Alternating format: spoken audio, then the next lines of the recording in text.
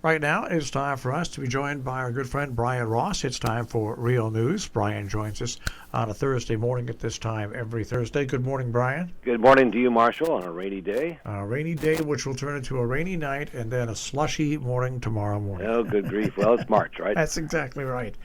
Well, the thing that, after watching some of the news yesterday about the 8 people that were killed in that shooting spree, and there could have been more because that person was on his way from Atlanta to Florida, it brought to mind one thing, that Donald Trump himself, as an individual, as a living, breathing human being, and as president, as an individual, did not bring upon this. But as president, I do believe that the 4 years that Donald Trump was president of the United States opened up the door for people who don't like people of any different color.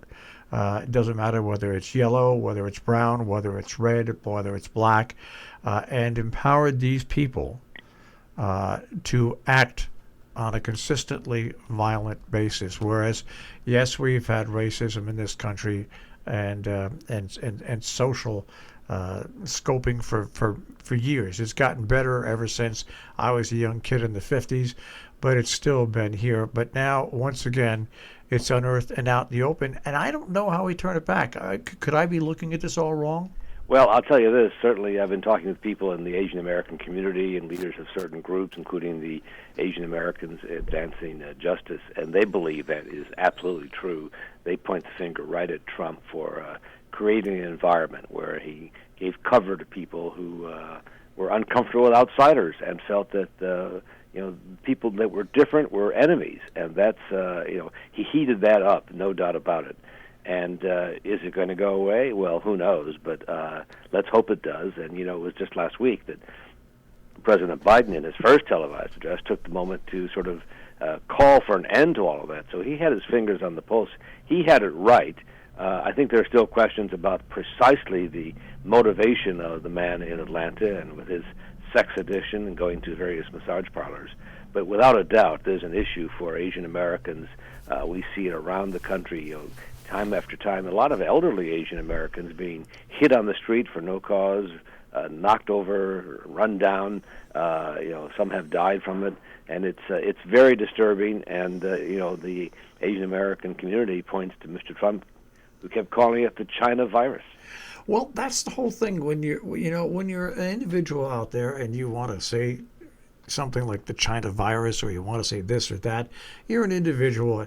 But when you're president of the United States, saying something as simple as China virus, or saying that Antifa is this or that, when you're president of the United States, it empowers the people that support you to go out there and do something about it. There's just no doubt about it. The words are just too important when they come off the lips of the President of the United States, no matter who it is. Right. I think the issue, though, Marshall, is that he was beloved by his followers because he didn't care about that. He was going to speak his mind. They liked people who spoke what they felt, even if it was disturbing, even if it stirred up hatred, even if it was wrong, and it often was so many times. But that was one of the characteristics of that president that people admired for whatever reason. They're tired of double-talking politicians who talk a lot and say nothing.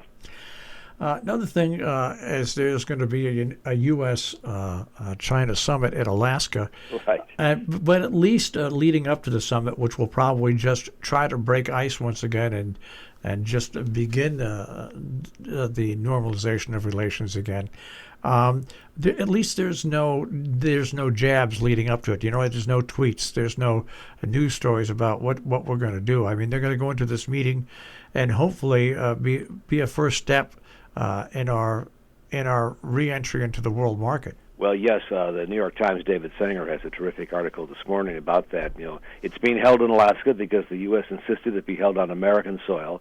But in advance of that, yesterday, the U.S. put sanctions on a number of Chinese leaders for actions against democracy in Hong Kong. So this administration is not messing around with China. The notion of reconciliation or some sort of warming of relations is not exactly on the front burner for the Biden administration.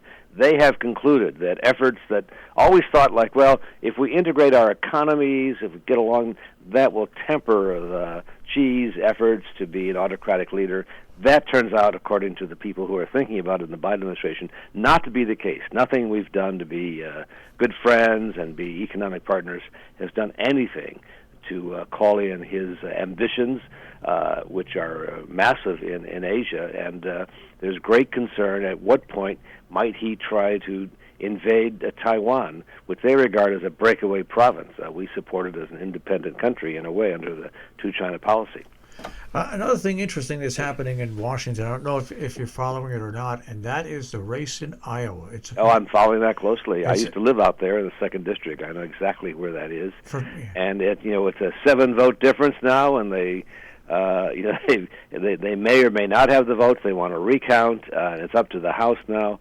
And I'm not sure it's a good idea for Speaker Pelosi to use the power of the majority to claim one more seat, but that's apparently being considered. Yeah, I was sitting there saying, listen, if this is going to, what I say to all Democrats is take the Al Gore example. When all appears to be exhausted, move on for the betterment. Just move on. My father had an old expression, let sleeping dogs lie, because when you wake them up, you might get bit. And this is no place I think for the Democrats to be wandering into. I just think... we expect Republicans might do it next time, or they might do it anyway, but is that the bar, is that the standard by which they're going to lead this Congress? And I think, Marshall, the one thing we should really take a close look at now, and it's a little bit arcane for a lot of listeners, but it's important, is the consideration of what to do about the filibuster, which makes it really seem you have to have 60 votes right now to get a bill passed. And they're about to confront that with a voting rights bill that would essentially stop these various Republican-controlled state legislatures from making it very difficult for people to vote. No voting on Sunday, no voting after hours, no drive-in voting, as if there's some huge fraud. There is no such fraud. It's outrageous. But Republicans are clearly concerned. They know that when there's a big turnout, they don't do well. So they want a smaller turnout. But to change that, to get rid of the filibuster, you need those 60 votes, right? You do not. You could do it by majority. You could change the filibuster rules by majority. They have 51 if they get all the Democrats on board. And Joe Manchin, the centrist Democrat from West Virginia, has been sort of the swing vote there. And he is talking, others are talking about, you've seen the movie Mr. Smith Goes to Washington. Yeah. Jimmy Stewart stands up and talks for hours and hours and hours in the Senate in the filibuster.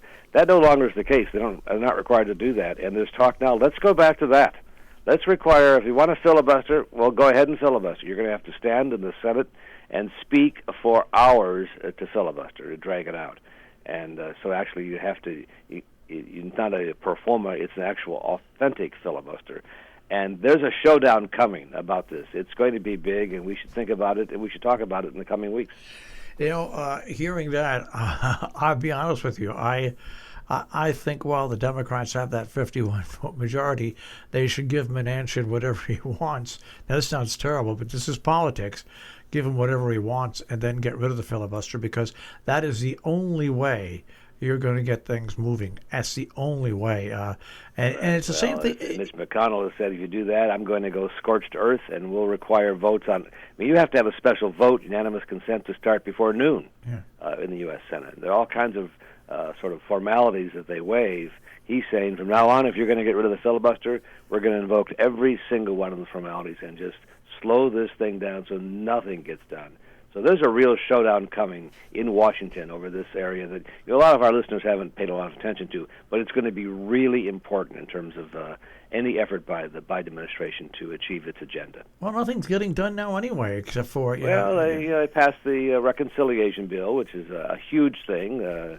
90 million Americans have got their checks already. All kinds of things are happening because of that.